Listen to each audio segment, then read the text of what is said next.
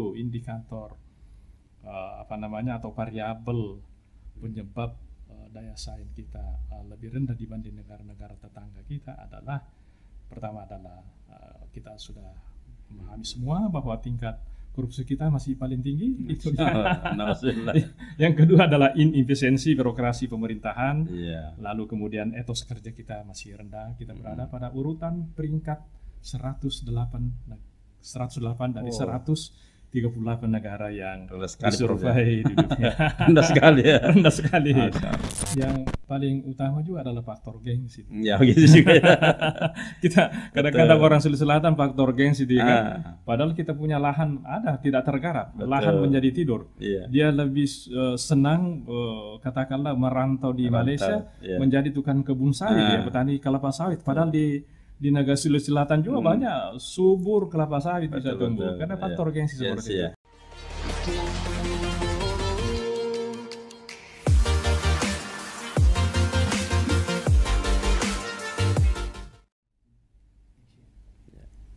Bismillahirrahmanirrahim.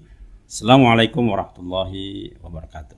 Waalaikumsalam warahmatullahi. Alhamdulillahirabbil alamin wal aqibatu lil muttaqin wala udwana illa 'alal zalimin. Allahumma shalli ala Muhammadin wa ala alihi wa ashabihi wa man tabi'ahum bi ihsanin ila yaumiddin. Maba'ad.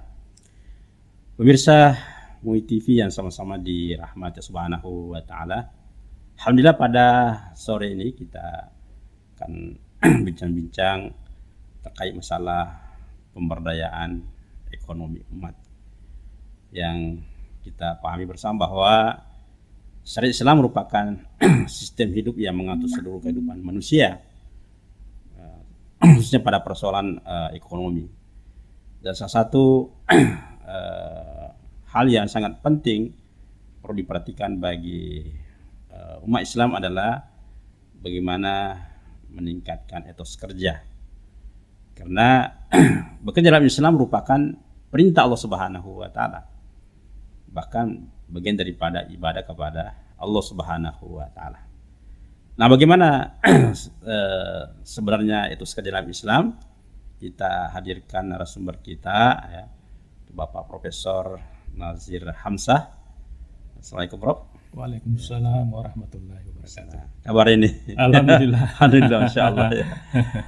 Ya, beliau adalah Ketua Komisi Pemberdayaan Umat Majelis Ulama Indonesia Provinsi Sulawesi Selatan.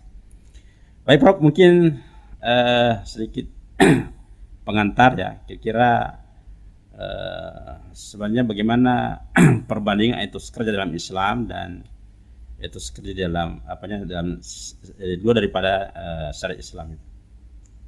Baik, makasih. Bismillahirrahmanirrahim. Assalamualaikum warahmatullahi wabarakatuh. Waalaikumsalam.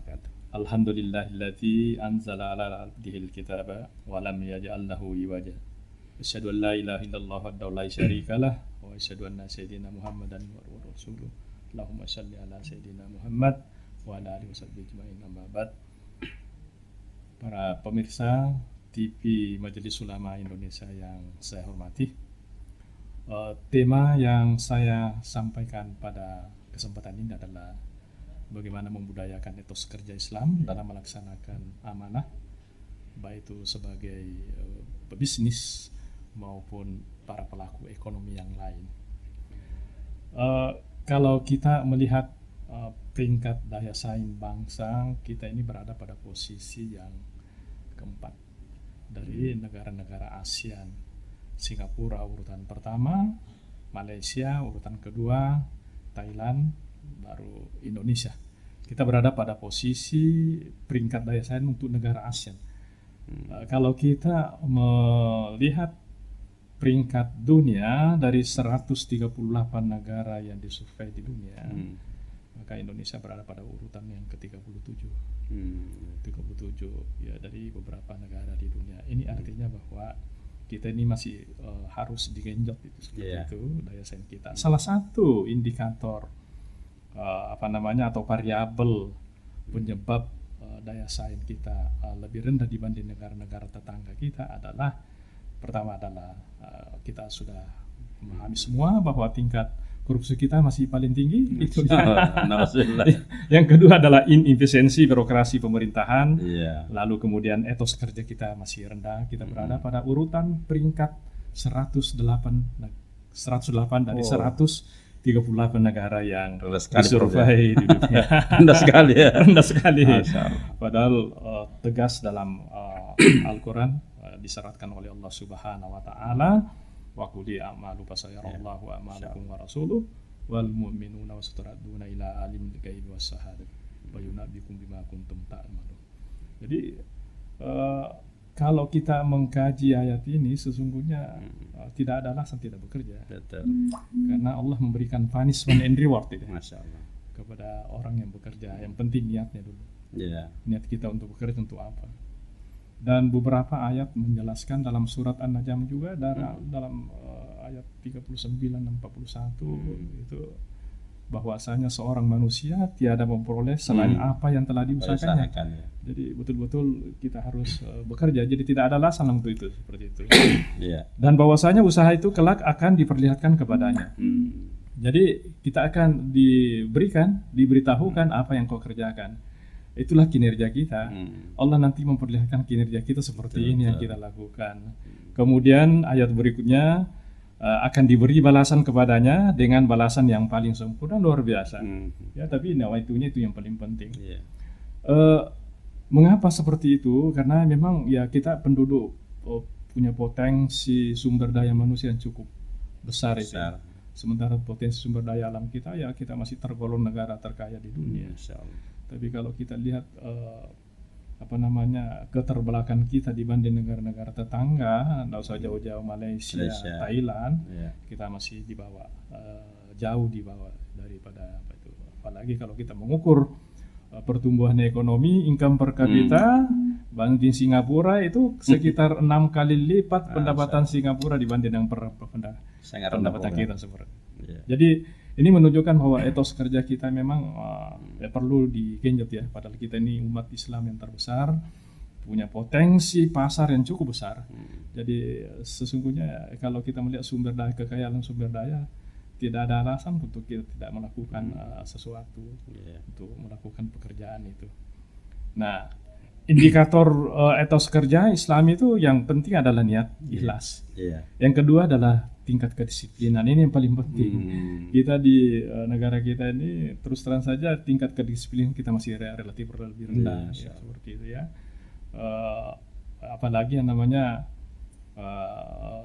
pekerja-pekerja tetap itu ya, katakanlah perkantoran dan lain-lain sebagainya. Itu membuat etos kerja kita lebih rendah dan berakibat kepada produktivitas kita lebih rendah. Yang berikut adalah komitmen. Komitmen organisasi, komitmen perusahaan misalnya, ya komitmen kerja kita itu masih relatif rendah. Ya termasuk kita tidak percaya diri. Percaya diri.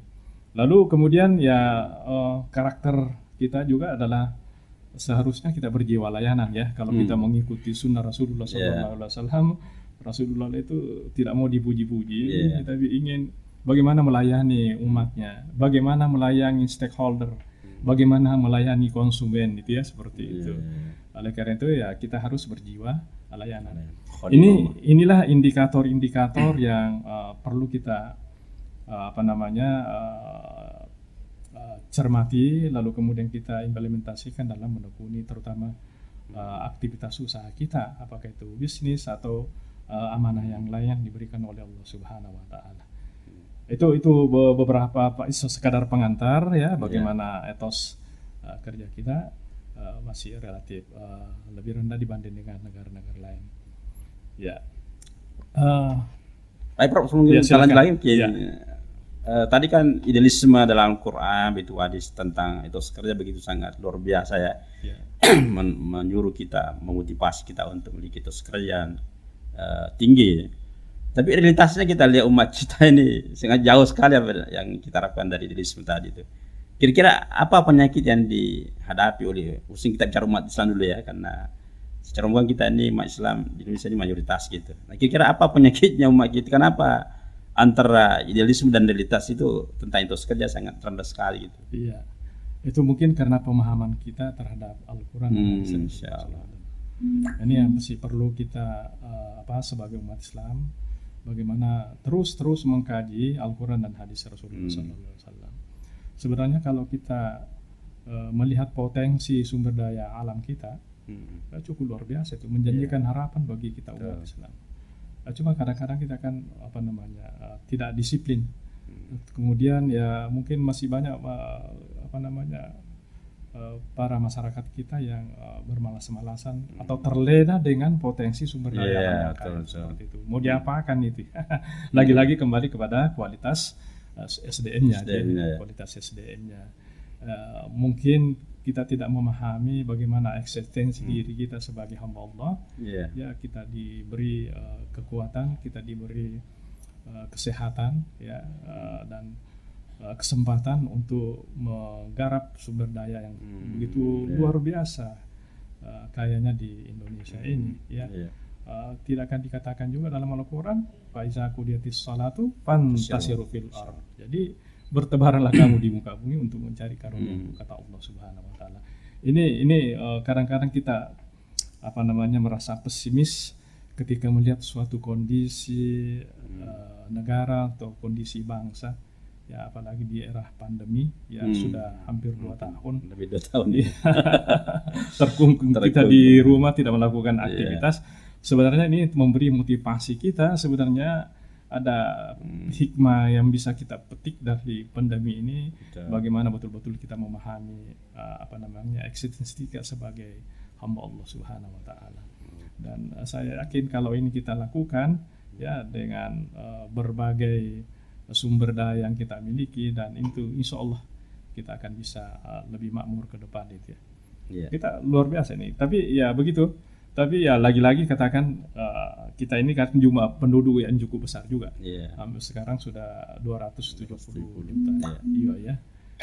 Banyak kekayaan, tapi banyak juga yang bagi-bagi. Mungkin cuma distribusi yang perlu diatur sedemikian rupa sehingga tidak menimbulkan ketimpangan antara kelompok masyarakat atau golongan ekonomi atas, menengah, dan golongan ekonomi yang lemah atau di bawah. Itu yang paling penting.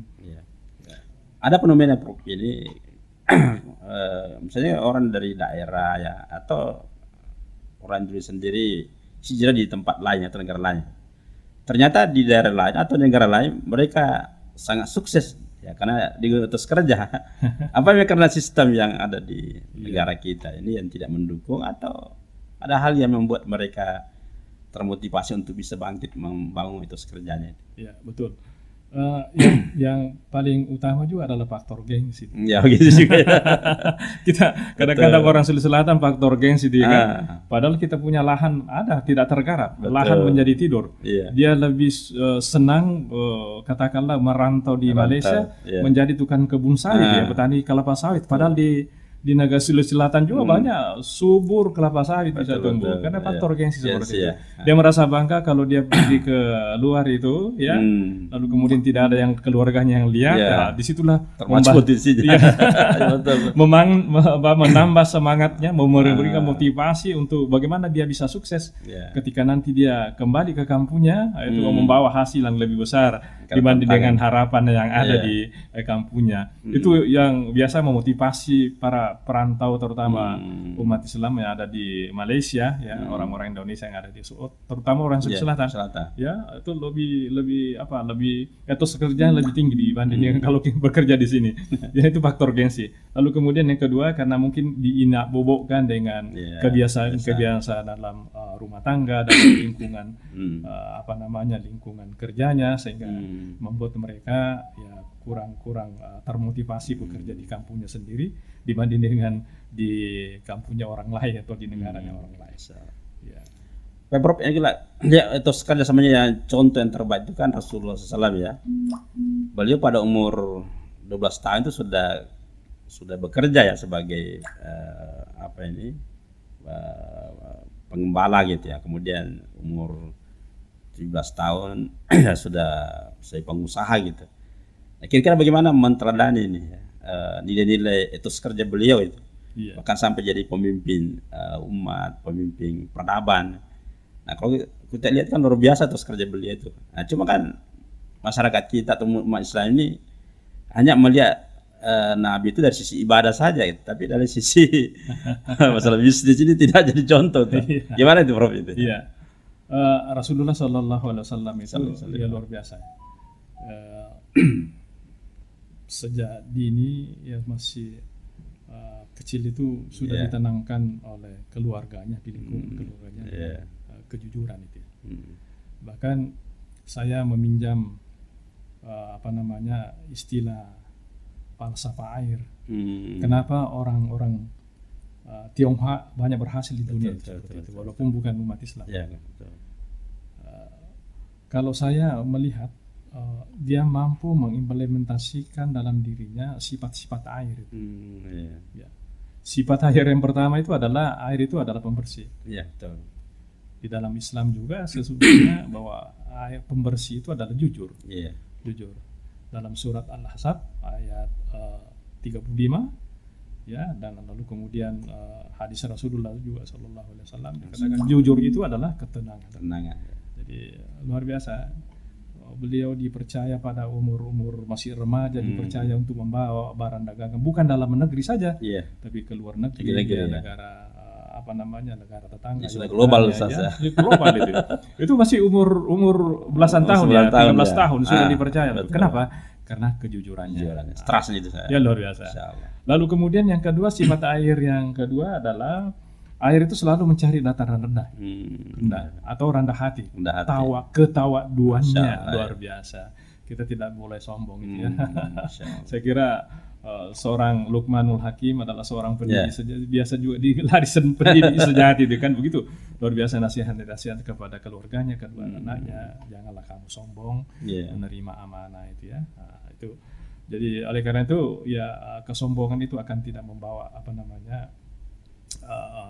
suatu usaha yang bisa menggembirakan ke depan. Tapi ketawaduan kita, kerendahan itu sehingga orang simpati, konsumen merasa simpati terhadap apa yang kita jual itu ya, katakanlah dia pedagang ya barang dagangannya dibanding kalau dia orang sombong. Lalu kemudian yang ketiga adalah sifat air yang ketiga adalah air itu sebagai pembersih atau penyejuk. Beliau ketika berdagang ke beberapa negara itu ya, Yordania atau Syria. Ya, dan lain sebagainya itu luar biasa ya kesejukannya itu ya. Dengan menghadapi para pembeli dan rekanan-rekanan bisnisnya memberikan kesejukan, memberikan kesejukan. Oleh karena itu, ya amanah apapun yang kita diberikan, ya kita berada di tengah-tengah lingkungan masyarakat atau konsumen, kita harus memberikan kesejukan dibanding dengan memanas-manasi masyarakat atau provokator itu. Bahkan salah satu hadis Rasulullah dikatakan bahwa Rasul berdakwah selalu menyejukkan. Jika kalian melakukan apa yang telah kalian lakukan, maksudnya menolak ajakan beliau, maka rahasiakanlah tentang diriku. Luar biasa itu ya. Dan tidak usah tidak membanggakan apa yang kita miliki kan begitu ya. Nah, itu sifat-sifat Rasulullah ya menyejukkan itu ya, menyejukkan. Jadi saya ulangi lagi adalah kejujuran sebagai air pembersih, lalu kemudian ketawaduannya, rendah hatinya, lalu kemudian penyejuk itu ya. Air itu adalah penyejuk. Jadi sekarang banyak komunitas masyarakat ya, kemarin kita dengar lagi ada tawuran masyarakat di Kota Makassar itu karena kenapa? Tidak ada yang menjadi penyejuk di lingkungan situ. Oleh karena itu ya jadilah penyejuk di mana kita diberi amanah itu ya, di tengah-tengah lingkungan di mana kita diberi amanah ya, sebagai pedagang, sebagai pelaku ekonomi juga seperti itu yang harus kita terapkan. Itulah kalau saya mengamati keberhasilan orang-orang tertentu, katakanlah komunitas tertentu, karena dia mampu menerapkan hal seperti itu. Ketika sifat-sifat air ya yang yang melekat pada dirinya untuk diimplementasikan dalam menekuni katakanlah usahanya atau bisnisnya, sehingga banyak berhasil di mana-mana seperti itu. Baik Prof, jika tadi berbagai macam masalah yang kita hadapi ini ya, masalah krisis ekonomi, masalah pandemi, sehingga berimbas pada masalah lapangan kerja, masalah persaingan. Kira-kira apa yang harus disiapkan dan dimiliki oleh umat Islam di menghadapi ini agar artinya faktor penghambat tidak menjadi alasan bagi kita untuk tidak meningkatkan etos kerja ini. Kira-kira bagaimana itu? Yang pertama bahwa sumber rezeki itu adalah datangnya dari Allah. Itu yang paling penting. Yeah. Itu yang paling penting. Harus yakin ya. Harus yakin itu ya. bahwa jangan kita selalu berprinsip dengan ekonomi konvensional ya, dengan apa namanya sumber daya yang relatif terbatas ya. Lalu kemudian kebutuhan manusia itu tidak ada batasnya. Tidak ada batasnya. Itu seharusnya dibalik gitu ya. Allah menjamin rezekinya. Allah menjamin rezekinya. Jadi Allah Maha Kaya. Ya, Allah Maha Kaya. Apa saja kalau bisa dijadikan sumber daya yang bisa bermanfaat bagi umat manusia untuk memenuhi kebutuhannya, Allah menjadikan seperti itu. Jadi tidak usah khawatir dengan itu. Dengan kekhawatiran itu membuat manusia itu merasa pesimis. Contoh, kita menyaksikan beberapa hari terakhir nih antri solar itu mobil-mobil bus itu kan begitu ya. Minyak goreng juga seperti itu. Itu sepertinya ada yang spekulan, para pelaku ekonomi yang spekulan yang bermain di sini ya. Kenapa distribusi barang-barang seperti itu menjadi langka sehingga bisa mendorong harga begitu tinggi ya. Ketika barang itu langka di pasar itu mendorong harga naik gitu. Pemerintah sudah menjamin, pemerintah sudah menjamin seperti itu. Iya. Jadi kita tidak usah panik lah menghadapi pasar seperti itu. Ya Allah Maha mengatur itu. Ya Allah Maha Kaya. Tidak usah kita khawatir. Yang penting kita berusaha ya. Nah, dengan prinsip-prinsip itu saya kira itu memotivasi dalam diri kita untuk meningkatkan etos kerja kita. Ya kalau etos kerja kita meningkat maka yakinlah produktivitas kerja kita meningkat. Kalau produktivitas kerja kita meningkat maka daya saing bangsa Indonesia itu semakin baik di masa-masa yang akan datang. Itu harapan kita. Ada di masyarakat, Prof, bahwa katanya kalau kita ini belajar agama, rajin ibadah dekat sama Allah, yang kayak hidup kita ini tidak bisa seperti orang sukses dari sisi materi. Jadi dianggap agama itu penghambat untuk jadi orang sukses secara umum itu. Kira-kira betul tidak nih? Saya kira saya tidak sependapat dengan itu ya, karena agama itu menuntun kita untuk berbuat kebajikan. Ya, menuntut diri kita untuk sebagai pelaku ekonomi, ya pelaku ekonomi yang lurus-lurus seperti itu ya. Supaya apa yang kita perlu itu ada berkah itu. Itu berkah. Jadi saya kurang sependapat kalau itu ya dikatakan bahwa ibadah semata-mata. Bahkan ada hadis Rasulullah SAW itu dikatakan bahwa barang siapa yang di malam hari merasakan kelelahan karena pada saat siang hari atas kedua keterampilan tangannya di siang hari, maka pada malam itu Allah mengampuni dosa-dosa. Luar biasa. Beberapa contoh-contoh yang diberikan Rasulullah kepada umatnya bagaimana memotivasi kerja itu. Jadi bahkan ada salah satu riwayat itu ketika beliau pulang perang Tabuk lalu ketemu salah seorang sahabat saat di Muasal Al-Ansari ketemu di tengah jalan, lalu kemudian beliau bertanya, wahai sahabatku, kenapa tanganmu gosong dan melempur? Kasar itu ya.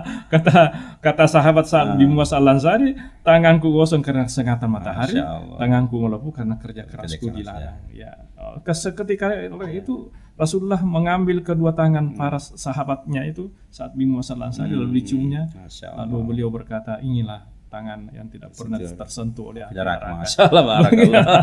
Luar biasa. Berbagai motivasi yang diberikan oleh Rasulullah SAW kepada umat Islam. Bagaimana kita meningkatkan etos kerja. Luar biasa itu ya. Ya tinggal kita kemauan kita sebenarnya sebagai umatnya untuk melaksanakan hadis Rasulullah seperti itu kan. Potensi sumber daya kita banyak ya. Kita penduduk usia muda di Indonesia atau di Makassar atau di Sulawesi Selatan cukup tinggi. Makanya saya kurang sependapat itu kalau umur-umur kecil sudah dibina untuk menjadi pengemis di pinggir jalan. Padahal masih punya potensi yang cukup besar. Masa hidup masih relatif lebih lama sehingga masih perlu dibina dengan baik untuk meningkatkan etos kerja dengan baik. Ya itu kira-kira yang bahkan ada beberapa penelitian mahasiswa saya ini dari Mode Cibas itu, ternyata dengan semakin bagus pemahaman agama seseorang itu semakin sejahtera itu. Betul. Ya, dan sebenarnya yang tidak paham agama semakin susah hidupnya gitu. Ya. Karena tidak mampu mengimplementasikan seperti itu ya, karena banyak sebenarnya kajian-kajian atau apa namanya sumber-sumber yang belum dikaji oleh umat kita sendiri kan, begitu ya. Ya kenapa seperti itu ya? Dia hanya tahu secara umum, padahal kalau secara spesifik itu ada dijelaskan seperti itu. Insyaallah. Jadi mau bicara ilmu apa ada semua dalam Al-Quran ya. Cuma kita kadang-kadang ya umat Islam mungkin kurang mengkaji dengan itu. Ya. Ada, mau ilmu dagangnya ada, mau ilmu perkapalan ada. Ya. Jadi saya kurang sependapat kalau dikatakan seperti itu ya, bahwa kalau kita semakin menekuni agama Islam itu kita semakin malas bekerja ya. Hadis-hadis Rasulullah banyak yang berikan motivasi kita untuk meningkatkan etos kerja kita. Mungkin metodologinya bagaimana misalnya dai, para ulama kita, mungkin lembaga pendidikan Islam bisa bagaimana implementasi ayat hadis itu yang bisa mendorong etos kerja. Kira-kira apa yang perlu diperbaiki itu? Inilah yang kalau saya melihat itu adalah kurikulum itu ya. Kurikulum. Kita ini kan lebih banyak kurikulum berbasis teori kan. Iya, fikih ya. Mungkin lebih nanti ke depan itu mungkin muatan-muatan implementatif itu harus porsinya harus ditambah. Betul. Sehingga betul-betul para peserta didik kita ya baik dari tingkatan dasar sampai ke perguruan tinggi itu betul-betul mampu mengimplementasikan apa yang diperoleh dari bangku sekolah atau di bangku kuliah. Sehingga demikian ya kelak nanti sudah selesai dia sudah bisa mengaplikasikan, lalu kemudian dalam menekuni katakanlah usahanya itu sudah ada bisa menjamin seperti itu, bahwa ya memang dalam usaha kita tidak melakukan spekulatif, kita tidak melakukan penipuan, kita tidak bisa melakukan unsur-unsur riba di dalamnya, sehingga betul-betul usahanya bisa berberkah. Kan begitu. Ini kan mencari keberkahan, kadang-kadang orang memburu keberkahan itu ya mungkin masih sulit ya. Kenapa? Karena ya mungkin tidak memahami tentang agama dengan baik seperti itu. Mungkin peran MUI Prof ini ya sebagai corong umat kita ke masyarakat ini. Nah, kira-kira peran MUI di dalam menegaskan bahwa sebenarnya etos kerja ini sesuatu yang harus memang dimiliki dan ditegakkan di tengah kaum muslimin ini. Ya, kalau saya dari pengurus forum ekonomi umat ya, Saudara Indonesia Sulawesi Selatan, ya tentu kita tahan intinya memberikan motivasi kepada masyarakat ya. Dakwah sangat penting ya. Kita selalu mengingatkan masyarakat terutama umat Islam bagaimana meningkatkan etos kerja kita, karena itu akan membawa kemaslahatan bangsa, bukan hanya kemaslahatan dalam diri kita tapi kemaslahatan bangsa yang lebih luas ke depan. Ya, oleh karena itu saya kira peranan para dai untuk melakukan hal seperti itu ya terus intinya kita melakukan ya, dan tak jemu lagi kita melakukan seperti itu. Lalu kemudian yang berikutnya saya kira memang perlu menjadi ada semacam suatu percontohan percontohan ya. Mungkin ada usaha-usaha yang memang ditekuni sejak titik nol itu ya sehingga dia berhasil. Itulah yang perlu kita berikan contoh. Kalau perlu nanti dia memberikan semacam kisi-kisi bagaimana bisa menjadi sukses seperti mereka itu yang paling penting ya. Yang kedua, sistem pendidikan kita memang harus terus menerus kita benahi ya, terutama terkait dengan bagaimana kompetisi lulusan yang diharapkan di masa-masa yang datang. Jangan sampai kita hanya menghasilkan suatu penganggur intelektual semakin banyak gitu ya, tidak mampu melakukan usahanya. Oleh karena itu kewirausahaan sebenarnya di setiap program studi di perguruan tinggi itu harus dilakukan. Jangan selalu mengharapkan menggantungkan harapan untuk bekerja di sektor pemerintahan. Ya, begitu kondisi ekonomi terpuruk maka itu pemerintah tidak mampu menyiapkan lapangan pekerjaan yang cukup memadai. Oleh karena itu sektor wirausaha yang perlu dikembangkan di masa-masa yang akan datang. kalau itu ditanamkan dalam diri setiap generasi muda kita, terutama peserta didik kita, ya nanti dia akan bercita-cita membuka usaha, bukan bercita-cita untuk menjadi pegawai. Seperti itu. Nah, itu yang perlu dibangkitkan, betul. Etos kerjanya di situ sehingga betul-betul bisa. Tapi ya harus ada contoh yang sudah berhasil. Betul. Saya lo berhasil seperti ini, saya tekuni seperti ini dan seterusnya. Nah, itu seperti itu. Ya. Sekarang kan pemerintah berkembang entitas ekonomi dan keuangan syariah ya.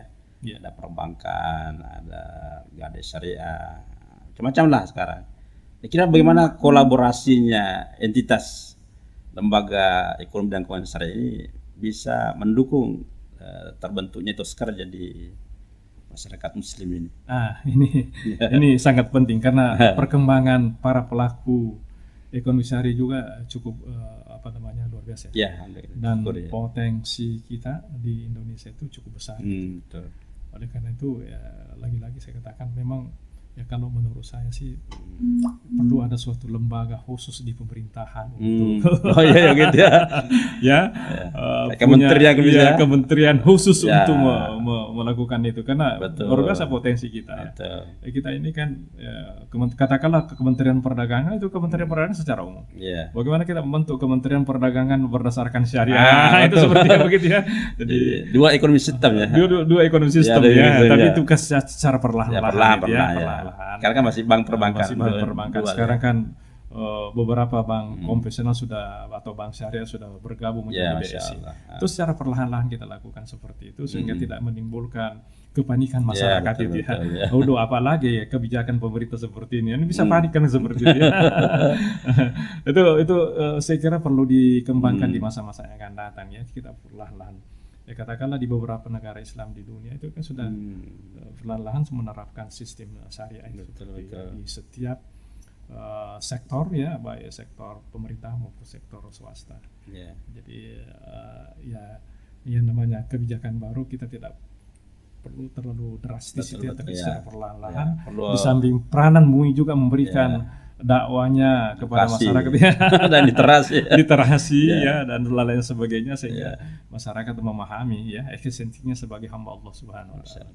Itu kira-kira. Memang katanya Prof literasi dan edukasi kita ini masih sangat rendah sekali ya, belum cukup 10% ini. Ya, sehingga termasuk etos kerja juga dalam Islam perlu memang terus ditegakkan gitu ya. Betul. Kira-kira apa langkah-langkah konkret diperlakukan untuk bagaimana literasi ekonomi Islam dan bisnis Islam bisa dikembangkan ke depan? Iya, makanya ya memang perlu memadukan kita berkecimpung di dunia pendidikan itu memadukan bagaimana membentuk profil lulusan itu betul-betul membentuk masyarakat atau lulusan yang bisa berorientasi ke situ. Berbasis outcome-nya. Ya, outcome. Oleh karena itu ya perlu bekerja sama antara dunia pendidikan dengan dunia kerja. Link image ya. Saya kira cukup bagus program pemerintah sekarang adanya Merdeka kampus Merdeka, belajar Merdeka.